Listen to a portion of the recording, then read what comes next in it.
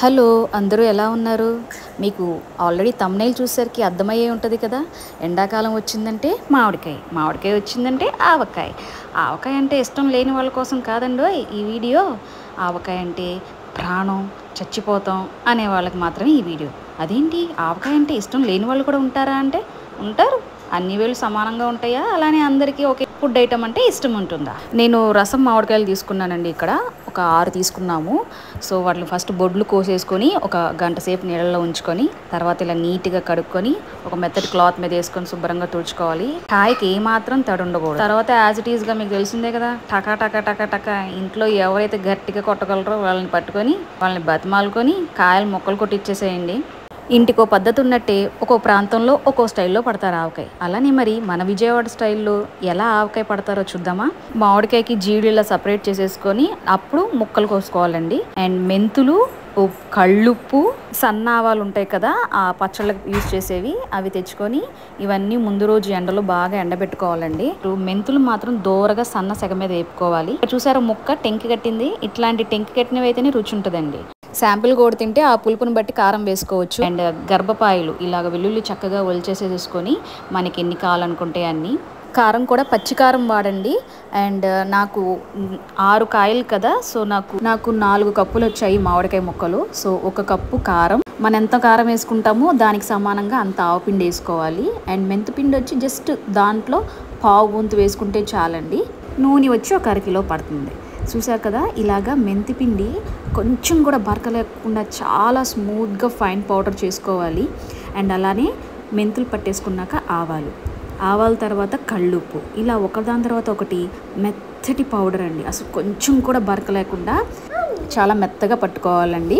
యంగ్స్టర్స్కి లేదా కొత్తగా పెళ్ళైన వాళ్ళకి, అమ్మ నాన్నలకి, అత్తమామల గారికి దూరంగా ఉండే వాళ్ళకి మామిడికాయలు దొరుకుతాయి కానీ మాకు ఆవకాయ ఎలా చేయాలో తెలియదు అనుకున్న వాళ్ళకి, బిగినర్స్కి ఇది చాలా బెస్ట్ వీడియో నేను చెప్తానండి. ఎందుకంటే నాకు అసలుకి ఆవకాయ ఎలా చేయాలో తెలియదు. నేను ఇవాళ మా అత్తయ్య గారు చెప్పడం ఎలా చేయాలని నేను నేర్చుకుంటున్నా. ఎందుకంటే నేను ఫ్యూచర్లో ఒక అత్తగారిని అవ్వచ్చు, లేకపోతే ఒక అమ్మమ్మని అవ్వచ్చు. అప్పుడు వాళ్ళు వచ్చి నాకు అమ్మమ్మ ఆవకాయ చేసి పెట్టంటే నేను చేయాలి కదా.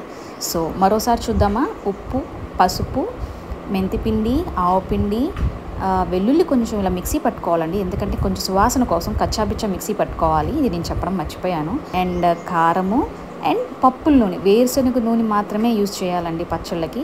అండ్ దిస్ ఈజ్ ఆవపిండి. అండ్ మనం ముందుగా కోసి పెట్టుకున్న చిన్న చిన్న మామిడికాయ ముక్కలు. సో అసలుకైతే నేను రుచి చూద్దాం అని చెప్పి అక్కడికి ఒక 1 డజన్ ముక్కలు తినేసానండి. ఆవకాయ పట్టడం అంటే ఒక టీం వర్క్ అండి.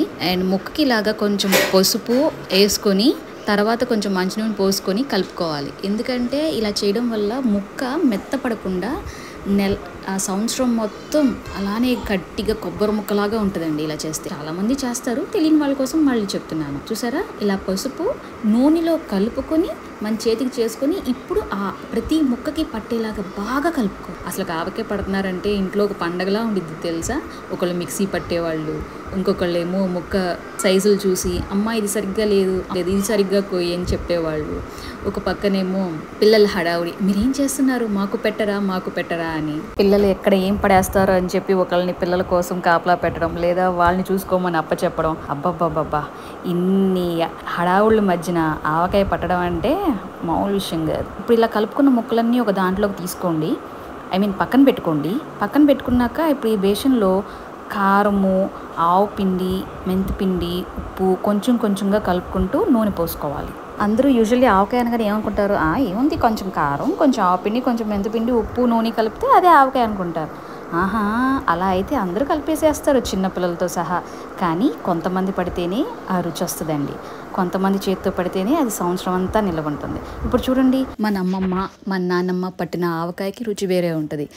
మొన్న నేర్చుకొని ఆవకాయ పట్టిన వాళ్ళు పట్టిన వేరే రుచి వస్తుంది. అప్పుడే చెట్టు నుంచి దూసిన కరేపాకు ఎంత కమ్మని సువాసన వస్తుందో, అలాగే ఆవకాయ పడుతున్నప్పుడు ఇవన్నీ వేసి కలుపుతున్నప్పుడు కూడా అంతే మంచి సువాసన వస్తుంది. అది ఎక్స్పీరియన్స్ అయిన వాళ్ళు మాత్రమే ఫీల్ అవ్వగలరు. ఇలా ఆవపిండి, మెంతిపిండి, ఉప్పు, ఆ వెల్లుల్లి కచ్చాబిచ్చా పట్టింది అంత కారంలో బాగా ఉండలు లేకుండా కలుపుకోవాలండి. అసలు ఈ ఆవకాయ కనిపెట్టిన ఒక గుడి కట్టేయాలండి బాబోయ్. దానిలో వచ్చే ఒక ఫ్రూట్ని 365 డేస్కి అవైలబుల్గా ఉండేలాగా మనకి ఈ ప్రిజర్వేషన్ చూపించినందుకు ఏం చేసినా తక్కువే. ఇప్పుడు పక్కన పెట్టుకున్న ఆవకాయ ముక్కలను తీసి ఇందులో కలుపుకోండి. ఈ ముక్క ప్రతి ముక్కకి ఇదంతా పట్టేలాగా బాగా కలుపుకోండి. అంటే ఒక 2 మినిట్స్ అయినా కలపాలి. యాక్చువల్లీ ఆవకాయ అంటే మనం పట్టుకునేది వానలప్పుడు వేడివేడిగా తింటే బాగుంటుందని. కానీ అందరిలో జరిగేది ఏంటో చెప్పనా, వర్షాకాలం వచ్చేపాటికి ఆవకాయ పట్టింది కూడా అయిపోద్ది, మళ్ళీ పట్టుకుంటారు. కచ్చాబిచ్చా నూరుకున్న వెల్లుల్లిపాయి 2 సార్లుగా కలుపుకోవాలండి. మొదటిసారి కారంలో కలిపాము అండ్ ఇప్పుడు మళ్ళీ ముక్కలు వేసుకున్నాక కొంచెం వేసుకొని కలపాలి. అసలు కదా ఇప్పుడు మొదలైద్దండి బాబు.